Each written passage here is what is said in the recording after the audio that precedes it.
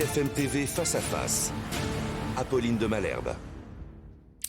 Il est 8h32 et vous êtes bien sur RMC et BFM TV. Bonjour Jérôme Fourquet. Bonjour. Merci d'être dans ce studio pour répondre à mes questions. Vous êtes le directeur du département opinion et stratégie de l'IFOP. On va parler décivilisation, c'est votre concept, c'est vous qui l'avez glissé à l'oreille du président. On va parler ensauvagement, le mot a été prononcé notamment par le ministre de l'Intérieur cette semaine. Vous venez d'écrire La France d'après, tableau politique, donc on va aussi en voir la traduction politique, non seulement dans les urnes par le passé, mais aussi ce que vous projetez pour 2027. Vous aviez été le premier, Jérôme Fourquet, à parler des divisions de la population française, ce que vous aviez appelé l'archipel français, ces morceaux de France. Vous l'aviez dit en 2019. Est-ce que ces morceaux de France sont en train de s'éloigner les uns des autres, un peu comme des morceaux d'iceberg qui partiraient à la dérive ?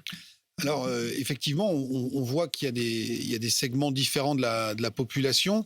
Et quand j'avais parlé d'archipélisation de la société française, d'aucuns avaient dit, mais donc ce qui nous attend, c'est une forme de confrontation. On se souvient des mots de l'ancien ministre de l'Intérieur, Gérard Collomb, qui disait « Aujourd'hui, il y a deux France côte à côte, j'ai peur que demain, elles soient face à face ». Mais je pense que dans une société comme la nôtre, qui est très individualiste, très hédoniste, le réflexe le plus partagé, c'est pas celui de l'affrontement, c'est celui de l'évitement. Et donc, on a de très nombreuses manifestations de ce phénomène d'évitement, le contournement de la carte scolaire, les déménagements de tel ou tel groupe de population. On a parlé ces dernières semaines de la montée de l'antisémitisme, par exemple, dans certains quartiers, le fait que toute une partie de la population juive avait quitté ces quartiers. Plus récemment, le dramatique assassinat à Crépol, dans la Drôme, nous fait aussi toucher du doigt, d'une certaine manière, ces phénomènes-là, avec un quartier sensible à Romans, qui s'appelle le quartier de la Monnaie, et puis des populations qui ont quitté ce quartier, qui ont quitté Romans, qui sont allées se mettre à distance de cette... Davantage dans les villages, davantage dans les campagnes. Villages. Et donc, ce qui marque aussi beaucoup de Français, c'est que cet horrible assassinat a eu lieu justement dans un village dont certains pensaient qu'il permettait de se mettre un peu à distance, à l'écart, et de protéger ses proches et sa famille. On a des signes un peu anodins comme ça. On voit comment toute une partie de la société française cherche à se protéger. Quels signes ? Eh bien, par exemple, dans cette affaire, on apprend pour ceux qui s'y intéressent, on le savait déjà, il y avait 4 vigiles qui assuraient la sécurité du bal de village. Et donc, il y a toujours eu historiquement des histoires de bagarres ou d'affrontements dans les bals de village. Mais aujourd'hui, tout cela prend des proportions assez importantes. Et donc, on doit assurer la sécurité avec des vigiles qui sont censés filtrer les entrées, ce qu'ils ont fait d'ailleurs, ce qui leur a coûté cher puisque l'un d'entre eux a été gravement blessé. Cette semaine avait lieu le congrès de l'Association des maires de France à Paris, et une enquête a montré, un sondage, que plus de 60% de ces maires avaient déjà été soumis ou exposés à des formes d'incivilité verbale ou voire des agressions physiques. Et aujourd'hui, dans les antennes départementales de l'AMF, l'Association des maires de France, on propose à ces élus des stages organisés par la gendarmerie pour savoir comment réagir en cas d'exposition ou de confrontation à ce type d'incivilité. Vous parlez effectivement à la fois d'évitement et de ces moments où il n'y a pas d'évitement, où il y a au contraire une confrontation. C'est peut-être pour ça que Crépol a tant fait parler, a tant ému cette semaine.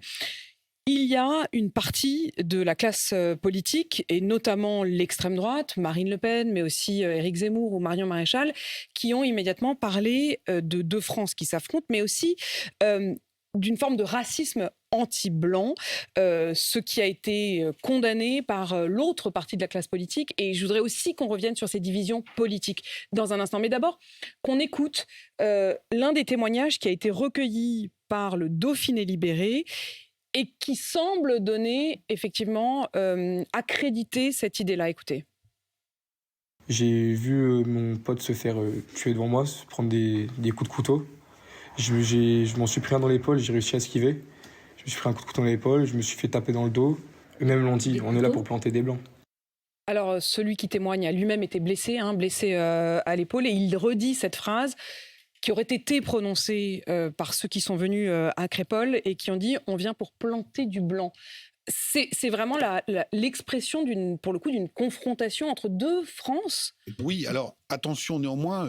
Bien sûr, c'est un témoignage et sur lequel immédiatement, en effet, une partie de la classe politique a couru sur cette idée-là. Hein. Mais donc c'est un témoignage qui a été repris aussi par Paris Match. Cette personne était aux premières loges, si on peut dire. Donc l'idée n'est pas de remettre en cause, bien évidemment, la véracité de son témoignage, mais de la recontextualiser peut-être.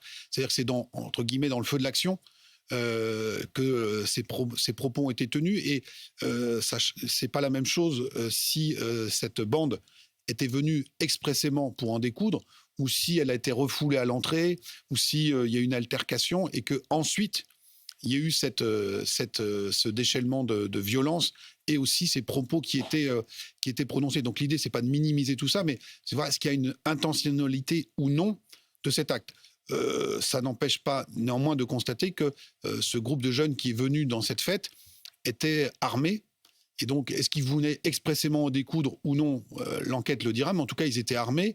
Et l'auteur présumé du meurtre avait été condamné préalablement, justement, pour port d'armes prohibées. Pour port de couteau de plus de 20 cm. Et donc, tout ça nous amène à un autre sujet, c'est le fait que, notamment dans une partie de la population la plus jeune, parce qu'on est sur à la fois les victimes et les auteurs, sont autour de 20 ans. Autour de 20 ans, voire 16 à 18 ans.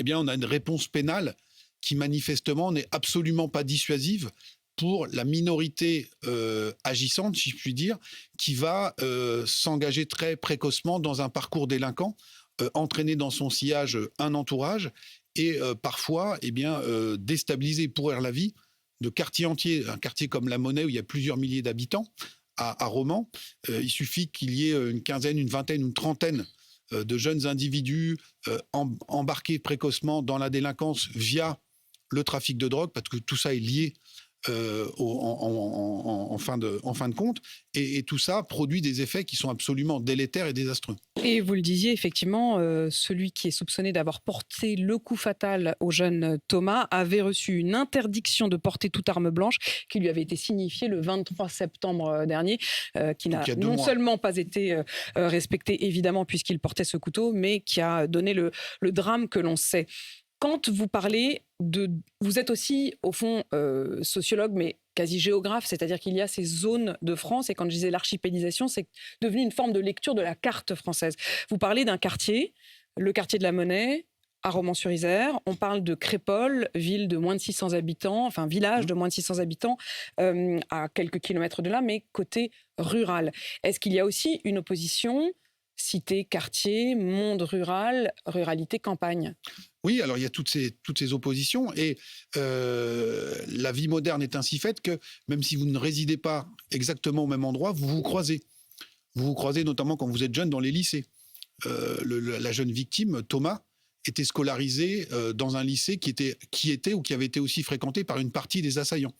Vous pouvez vous croiser sur des terrains de sport. Ils étaient rugbyman, souvent c'est dans le cadre du football. Là aussi, on a des processus d'évitement où des familles n'inscrivent plus les enfants dans tel ou tel sport pour ne pas croiser d'autres types de jeunes. Est-ce qu'il y aurait quasiment, alors tirons vraiment le fil, une sociologie du rugby et une sociologie du foot? Alors c'est pas aussi marqué que ça, mais on voit les choses se dessiner un peu dans cette... Mais est-ce que ça veut dire qu'il y a une forme d'assignation à résidence? C'est une expression qui est souvent utilisée par Emmanuel Macron, qui disait, lorsqu'il a été élu pour son premier quinquennat, qu'il voulait justement faire sauter ces verrous-là. Et il pensait particulièrement, et là je voudrais qu'on s'intéresse à ces jeunes qui se sentent parfois assignés à résidence dans un quartier, le quartier de la Monnaie par exemple, puisqu'on en reste sur, si on essaie de tirer ce fil-là.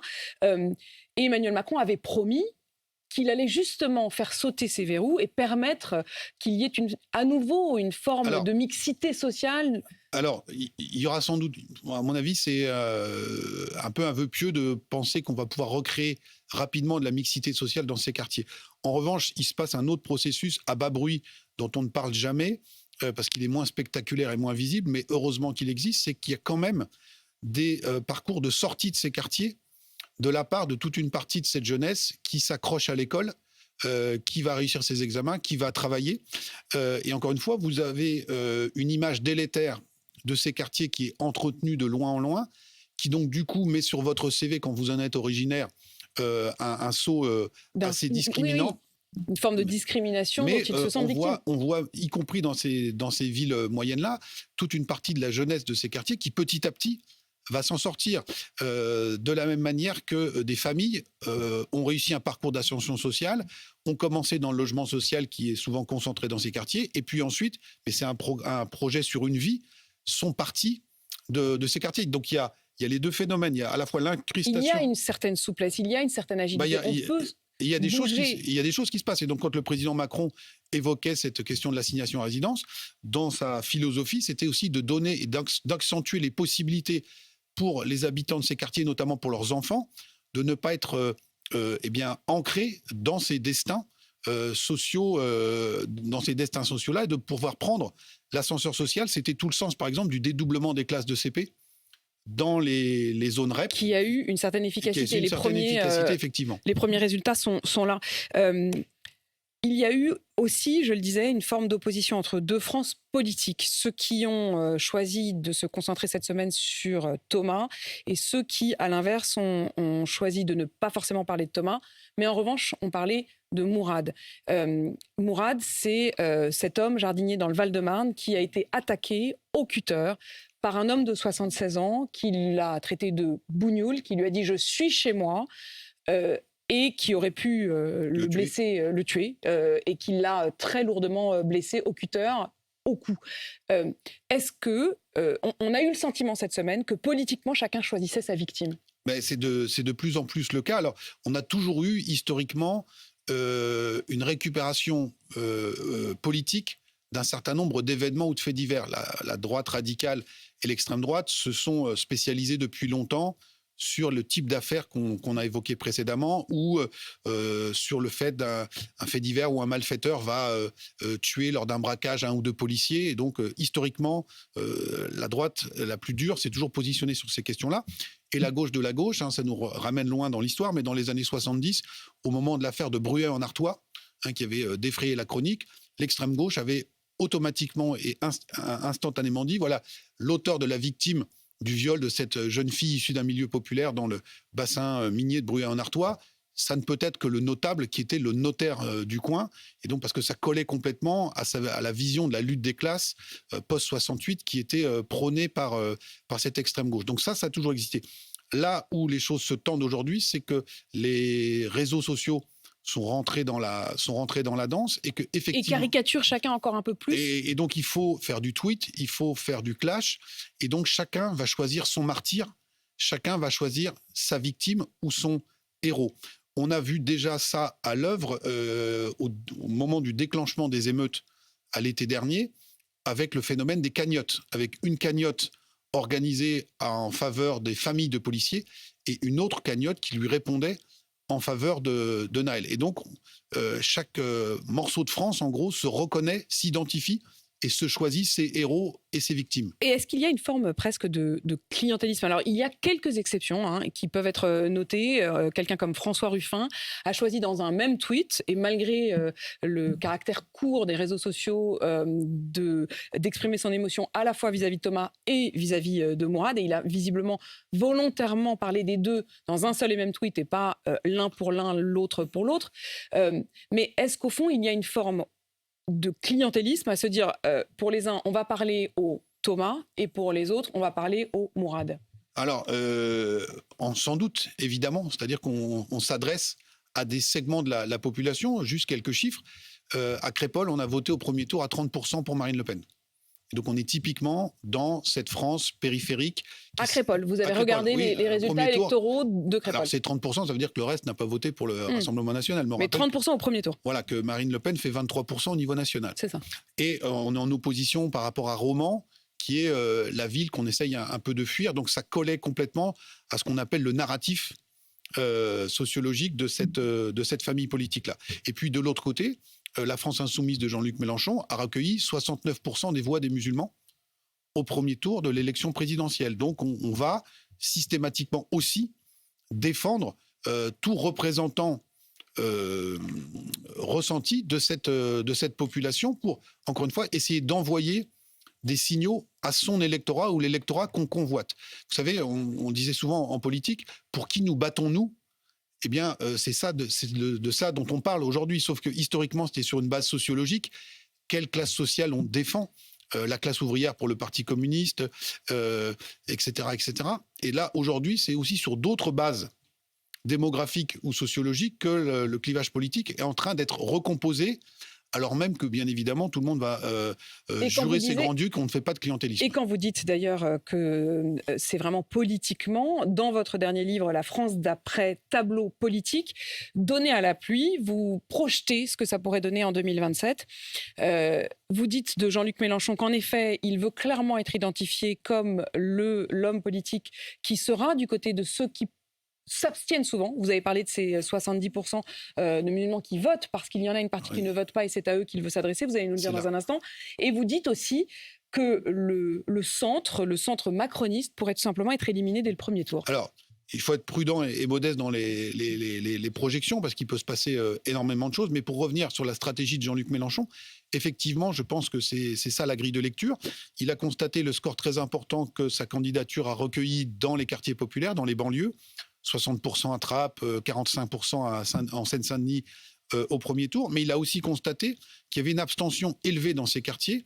Et il pense, comme on disait jadis chez les marxistes, qu'il y a une armée de réserve chez les abstentionnistes des quartiers populaires et que pour dégeler cet électorat abstentionniste, il faut parler, comme il le dit, dur et cru pour le faire venir à lui. Encore une fois, Mais dans le même temps, il décourage une partie, puisqu'on l'a vu ces dernières semaines, il a pu apparaître comme inquiétant aux yeux d'une partie des Français. Oui, alors la stratégie, il manque un bout dans l'équation, c'est que Jean-Luc Mélenchon considère que ce qu'il va perdre momentanément sur le centre-gauche n'est qu'une perte provisoire, parce qu'il considère qu'il est le meilleur débatteur, le meilleur candidat possible pour la gauche, et qu'au bout du bout, même en se pinçant le nez, cet électorat de gauche modéré finira par réflexe de vote utile, par voter pour lui. Donc lui, ce qui l'intéresse, c'est d'aller conquérir et d'élargir son noyau dur, pense-t-il, pour de toute façon ne pas perdre sur l'autre tableau. Donc c'est cette stratégie-là qui est poursuivie. Et rappelez-vous également son message sur Twitter accompagnant une photo de la manifestation Place de la République en soutien à la cause palestinienne, dans laquelle le cri d'Allah Akbar avait été prononcé. Jean-Luc Mélenchon dit voici la France, c'est ça la France. Et donc Mélenchon a théorisé la France créolisée. Et donc c'est à cette France-là qu'il s'adresse. Pour ce qui est du gros bloc central macroniste, on verra comment les choses vont évoluer, mais on ne peut que constater que le ciment de cette coalition un peu hétéroclite et son architecte, c'est Emmanuel Macron, ne peut pas se représenter en 2027. Donc on part avec une fragilité de ce côté-là. Il y a néanmoins des éléments qui vont permettre peut-être de maintenir une certaine cohérence et cohésion. D'une part, c'est une cohérence idéologique. Sur un agenda de réforme, il faut adapter le pays à la nouvelle donne mondiale.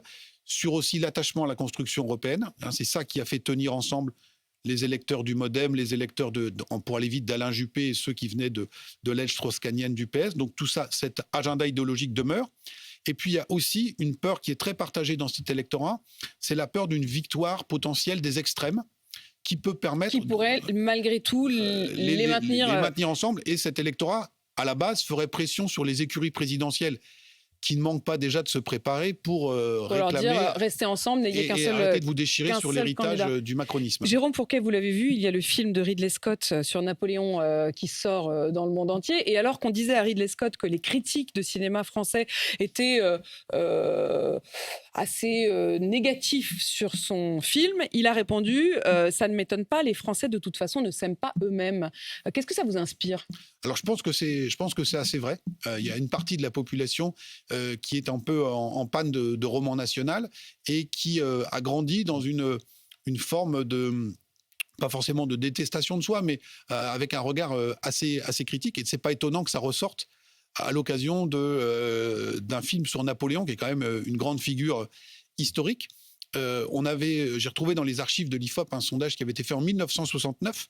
On interrogeait les Français à l'époque sur quelle était la personne historique décédée qui, de leur point de vue, avait plus marqué l'histoire de France. Alors, De Gaulle n'était pas dans la liste parce qu'il était encore vivant à l'époque. D'accord. Et c'était Napoléon qui arrivait et de loin en tête des citations des Français. C'était il y a 50 ans. Est-ce qu'on a refait ce sondage depuis? J'aimerais bien savoir comment il a évolué. Alors, on n'a pas pu le refaire exactement de la même manière, puisqu'il faudrait intégrer De Gaulle, qui fausserait la comparaison. Mais on aura des chiffres qui seront publiés très prochainement, qui montrent que l'image de Napoléon n'a pas tellement évolué et qu'il y a encore un préjugé globalement positif, on va le dire comme ça, sur cette personnalité. Même si ce Napoléon-là a l'air très anglais, d'après ce tout à que l'on fait. dit, mais j'irai le voir tout de même. Merci Jérôme Fourquet d'être venu nous livrer votre analyse de la France, cette France en morceaux. Vous êtes directeur du département opinion et stratégie de l'IFOP et vous avez donc publié votre dernier livre, La France d'après, tableau politique. C'est aux éditions du Seuil, 8h52 sur RMC BFM TV.